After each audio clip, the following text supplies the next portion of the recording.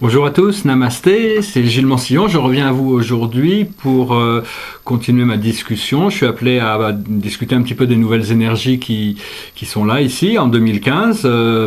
La première importante influence astrologique, pour ceux qui s'intéressent à l'astrologie, c'est que Saturne vient de quitter le Scorpion pour rentrer en Sagittaire, donc certaines choses qui pouvaient être acceptables l'année dernière ou les 2 ans, 3 ans à venir, ne seront plus acceptables. Donc, c'est-à-dire, c'est une sorte de mise à jour. Saturne va nous permettre qui est quand même celui qui maintient l'ordre dans les consciences collectives du système solaire. Il va nous permettre de connecter avec des idéaux philosophiques supérieurs, parce qu'en Sagittaire, il est quand même très bien. Et puis là actuellement aujourd'hui, là nous rentrons dans une nouvelle lune en Verseau, et donc une nouvelle lune en Verseau veut dire nouveau début, nouveau départ. Donc il y a vraiment la possibilité de faire des changements importants. Le Soleil vient aussi de rentrer en Verseau, et ceux qui ne pourront pas bénéficier de ce nouveau début pour cette nouvelle lune auront la chance d'en avoir une autre. La prochaine nouvelle lune sera aussi en Verseau, et donc ça va quand même, ça nous permet d'avoir 2 belles opportunités pour vraiment tourner la page du passé, pour passer dans quelque chose de nouveau dans le futur.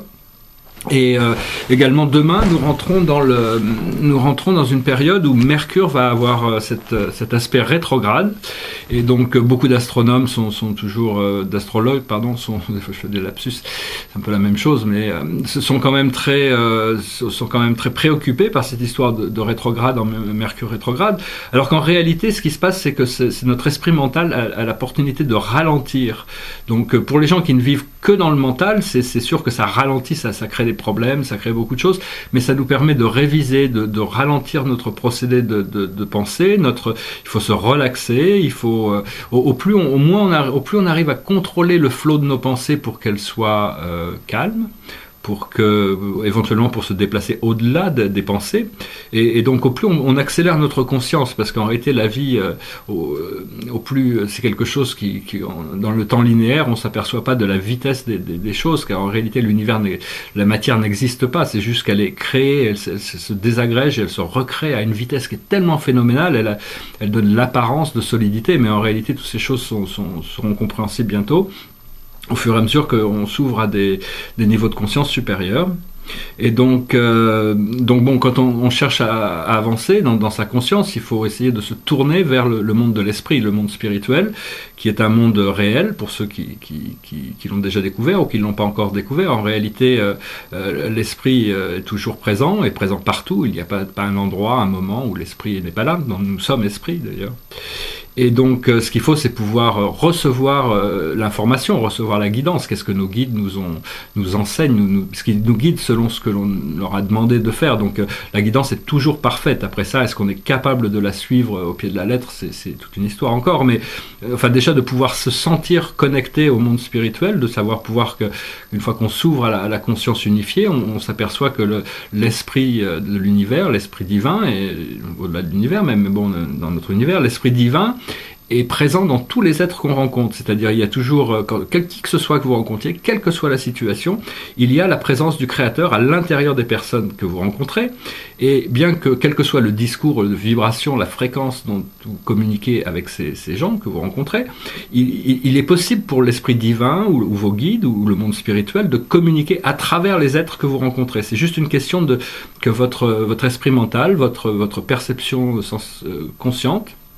soit réglé sur cette présence et cette fréquence. Et à ce moment-là, vous recevrez des messages très très personnels de tous les gens que vous rencontrez, et donc la vie devient beaucoup plus facile. C'est-à-dire que vous bougez de l'idée qu'on nous a vendue de l'esprit individualiste, égocentrique, pour essayer de cultiver la vie de Dieu à l'intérieur de vous. La vie, il n'y a qu'une vie, et c'est un procédé éternel, c'est un procédé qui est parfait et qui ne demande pas d'effort. C'est juste que au plus on se sépare de cette source, au plus on a besoin de produire d'efforts pour arriver au même résultat.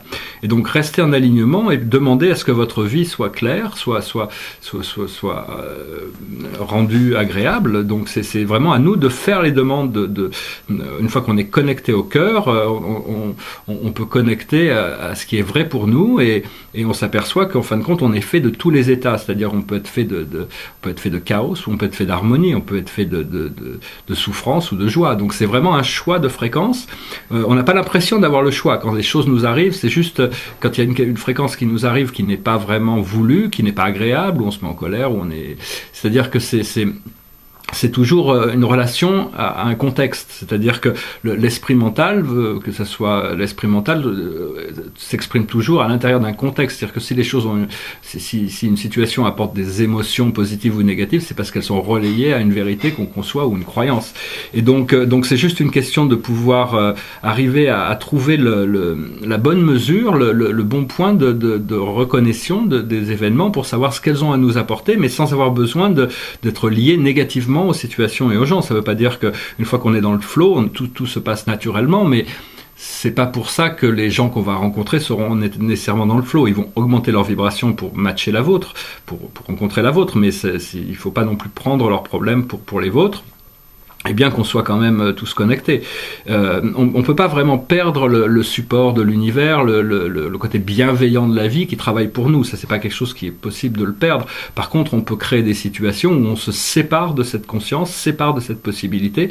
Et donc des fois, l'univers s'adapte et fait avec les situations, quelles qu'elles soient. C'est-à-dire que c'est un pouvoir d'adaptation extraordinaire. Que la présence je suis arrive à embrasser tous les états sans jugement et en sachant que de toute manière quoi qu'il se passe on va les faire évoluer de toute manière. Donc c'est vraiment passer d'un état d'esprit linéaire à un esprit interdimensionnel pour permettre de voir qu'il y a d'autres fréquences à intégrer et après ça une fois qu'on a intégré la possibilité de passer d'une dimension à une autre comme quand on dort on est dans une autre dimension mais le faire plus consciemment on peut arriver éventuellement à devenir plus multidimensionnel, c'est-à-dire à avoir des présences conscientes, notre présence consciente dans différentes dimensions, jusqu'au jour où on peut devenir omnicentrique. C'est un mot extraordinaire, omnicentrique. C'est-à-dire comme la présence de la conscience universelle est omnicentrique, elle est partout et il n'y a rien qui n'est séparé de cette conscience. Et cela, on a aussi une partie de nous-mêmes qui nous connecte à cette partie divine, cette partie infiniment belle, infiniment joyeuse, infiniment sereine, infiniment dynamique, qui est notre présence je suis. Parce que on a tous des forces et des faiblesses. Donc, il faut pas, c'est pas une question de vouloir nier ses faiblesses ou d'augmenter de vanter ses forces. L'idée, c'est d'accepter ses faiblesses et ses forces en essayant d'augmenter un peu plus tous les jours ses forces et en diminuant un petit peu nos faiblesses. Et donc, c'est une question d'équilibrer notre procédé créatif, mais aussi notre chimie sanguine pour arriver à avoir un flot d'énergie à l'intérieur de notre corps où on peut rester dans la paix, la joie dans tous les moments. C'est-à-dire qu'après ça, les gens vous pouvez rencontrer des gens qui poussent des boutons à l'intérieur de vous, mais c'est pas eux, c'est juste, c'est pas leur discordance qui fait que vous devenez discordant, c'est parce qu'il y a quelque chose de discordant en vous qui vous montre quelque chose et que vous ne le gérez pas de manière encore mature suffisamment, et donc on rentre dans des situations des fois sans le savoir, On est un petit peu hypnotisé dans ce système linéaire du temps. Et donc, il est très important de garder en conscience qu'il faut toujours savoir se faire du bien et faire du bien aux autres. Être la gentillesse, la douceur, c'est pas avec la brutalité qu'on va résoudre les problèmes. Peu importe que le monde terrestre, on n'a pas encore compris ça. Les gens sont encore éduqués à croire que la violence, les jeux vidéo, la guerre, les armes à feu, tout ça, c'est des choses qui sont voulues bien pour l'humanité. En réalité, pas du tout. Ça ne sert que les marchands d'armes et les banquiers qui les financent. Donc, à un moment donné, il va falloir faire un choix sur savoir quel genre de vie on veut vivre. Est-ce qu'on veut vivre en paix ou est-ce qu'on veut vivre dans la souffrance et la séparation? Donc, une fois qu'on réalise que nous sommes un, il n'est pas plus désirable de faire du mal à qui que ce soit ou de s'en prendre à qui que ce soit, parce que il n'y a pas que la violence physique, il y a la violence, les mots peuvent être violents, les actions, il y a des actions violentes qui ne s'en prennent pas à l'intégrité physique des autres, mais vous pouvez faire beaucoup de mal aux gens émotionnellement ou leur faire beaucoup de bien selon la manière dont vous utilisez vos mots. Donc il est toujours bien d'apprendre à porter des gants, à être même si les gens sont complètement à l'opposé dans leur système de croyance des vôtres, vous pouvez quand même les respecter pour leur système de croyance sans chercher à leur prouver ou leur montrer quoi que ce soit. C'est-à-dire, c'est juste peut-être leur montrer que peut-être leur discordance peut être transformée s'ils acceptent de changer leur système de croyance, parce que bon, tout vient des jugements qu'on peut porter sur nous-mêmes ou sur les autres. À partir du moment où on n'a plus de jugement, on est plus, on devient contemplatif. Et donc bon, si en réalité, bon, on dit que je donne pas mal de conseils, mais les conseils, les premières choses à savoir au niveau des conseils et de la sagesse, c'est que ne jamais donner de conseils à moins qu'on vous les demande. Bon, ici c'est un peu différent. L'esprit me demande de venir ici pour apporter un peu de mon énergie. Et donc, si j'avais de vous donner un dernier conseil, ça serait de ne pas laisser les délais ou les problèmes du monde terrestre vous distraire de votre sens intérieur, de vos passions, de vos désirs, de vos rêves, parce que tout ça c'est juste une question de temps, on le vit dans le temps, mais en réalité tout est enregistré dans l'éternel, et donc s'il y a quelque chose qui vous tient vraiment à cœur, même si ça peut pas être réalisé immédiatement sur le plan terrestre, l'univers le sait et trouvera un moyen de vous l'apporter. Donc ce que vous ressentez intérieurement est plus important que ce que le monde peut vous refléter, bien que la réflexion du monde est généralement approprié à ce que nous avons besoin d'apprendre. Donc c'est vraiment demander de la sagesse. La sagesse, c'est de la connaissance appliquée, c'est-à-dire qu'une fois qu'on a une connaissance, on essaye de l'appliquer, c'est la socialisation de l'amour. Et donc une fois que vous trouvez quelque chose, une manière de servir ou une manière d'exprimer cette connaissance, c'est la sagesse. Bon, c'est bien de mettre un peu de compassion pour que les gens se sentent pas déconnectés, parce que bon, quand on fait face à nos faiblesses, c'est pas toujours pointer les faiblesses des autres, il vaut mieux leur montrer leur force, et au plus vous leur montrez leur force, au plus ce qui est bien en eux, au plus ils oublieront leur faiblesse va diminuer, quoi. Donc c'est vraiment très important de rester, d'avoir un sens des valeurs qui fait que vous comprenez que au plus vous pouvez aider les autres à évoluer, au plus vous allez évoluer vite vous-même, parce que bon, c'est comme ça, il y a une loi dans l'univers, et tout, bien que l'humain ne la connaisse pas encore, cette loi est éternelle, et donc ne peut pas changer, elle est immuable.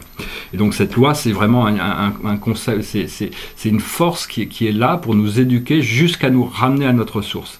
Et ça peut se passer à travers des milliards d'années, ou ça peut se passer en un moment, ça n'a rien à voir avec le temps. C'est juste une question est-ce que notre conscience est prête à faire cette évolution, et quand nous sommes prêts, nous arrivons à notre résultat. C'est comme l'ascension, les voies d'accès au ciel, et tout dans les hautes dimensions ne peuvent pas, vous pouvez pas y aller tant que vous n'êtes pas prêt, donc la loi est déjà là, donc tout est parfait déjà.